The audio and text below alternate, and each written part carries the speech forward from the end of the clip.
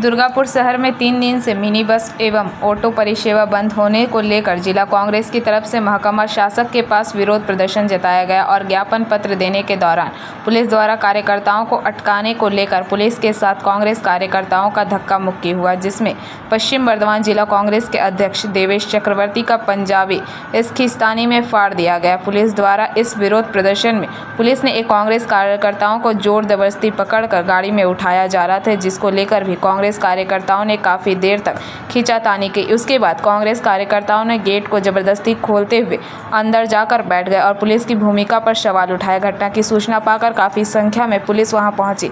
New township थाना के महिला प्रभारी ने जिला अध्यक्ष देवेश चक्रवर्ती को कहा कि आपका कोई परमिशन नहीं है। इसके जवाब में देवेश चक्रवर्ती ने कहा कि मैंने महकमा शासक को लिखित जानकारी दी है, तो आपको क्यों दूंगा?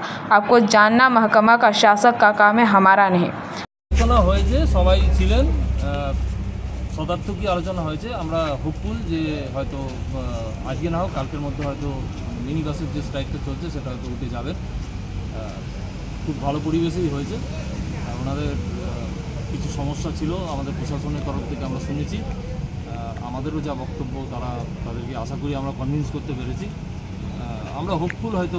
কিন্তু ওরা তো দাবি করছে অটো চালকরা আর মিনি বাস চালকরা বা কর্মচারীরা যে বৈঠকে কিছুই কাজ হলো না, আমাদেরকে সেইভাবে সদর্থক কিছু উত্তর দিলেন না, কোনো ভূমিকা নিতে পারছে না। দেখুন, কিছু সমস্যা তো জটিলতা তো আছেই, যেটা হয়তো আলোচনা থেকে আমরা কোনো ফল পেলাম না। বিগত মোটামুটি 5-6 মাস ধরে যে আলোচনা হচ্ছে সেটাই হলো যে ওনাদের কাছে টোটো ধরার কোনো আইন বা প্রভিশন নেই। ওনাদের রিকোয়েস্ট আমরা অটো আর মিনি বাস আমরা চালু করে দেন, আমরা শুধু দেখছি। তাই দেখে 2015 থেকে 2025 হয়ে গেল, কিন্তু এখনও পর্যন্ত সরকারের থেকে ওনাদের কাছে কোনো নোটিশ আসেনি যে নম্বরবিহীন টোটো কীভাবে ধরা যাবে। তা আমরা এই নিয়ে বহুত আক্রান্ত। আমরা জানালাম যে নম্বরবিহীন টোটো প্যাসেঞ্জার তুলছে, আমরা আটকালে পরে প্রশাসন আমাদেরকে সাহায্য করছে না। তো এটা কী হবে? এরও কোনো সদুত্তর ওনারা দিচ্ছেন না। এরাও বলতে পারছেন না যে না আপনারা বেআইনি যে প্যাসেঞ্জার ধরছেন তাকে আটকান, আমরা হেল্প করব, সেটাও বলতে পারছি। মানে এখন কি আপনারা চালু করছেন না বন্ধ থাকছে? আমরা আমাদের যারা অটো স্টাফ আছে তাদের সঙ্গে আমরা আলোচনা করব। এটা কংগ্রেসের নিজস্ব ব্যাপার, তারা কেন গেছিল। আর সেখানে আমি যা শুনলাম, কংগ্রেসের জেলা সভাপতিও ছিলেন, তিনি তো দায়িত্বশীল লোক এবং এসডি অফিসে তার কাছে নতুন জায়গা নয়, কিন্তু প্রায়ই যান। তো কেন তাকে ধাক্কাধাক্কি করে যেতে হবে? এটা তার নিজের সংস্কৃতি এবং তাদের কী ব্যাপার। কারণ আমি জানি আজকে মিনি বাস অ্যাসোসিয়েশন তারা একটা ডেপুটেশন নিয়ে গেছিল, তারা একটা অচল অবস্থার সৃষ্টি হয়েছে, প্রশাসনের হস্তক্ষেপ চাইছে, সেটা একটা পার্ট। কিন্তু কংগ্রেস কিসের জন্য গেছিল তা আমাদের কোনো স্বাধীন সত্তা নেই। আমরা সমস্তটাই সরকারি গাইডলাইন মেনে আমরা দুর্গাপুর শহরতলিতে পরিষেবা দিয়ে থাকি, গ্রাম থেকে গ্রামাঞ্চলে। কিন্তু আমরাই চলতে পারছি না, আমাদের অবৈধ যানবাহনের পিছন চলতে হচ্ছে। সারাদিনের শেষে আয়ের অঙ্ক শূন্য, শ্রমিকরা তাদের ন্যায্য মজুরি থেকে বঞ্চিত হচ্ছে। আর কি বলবো,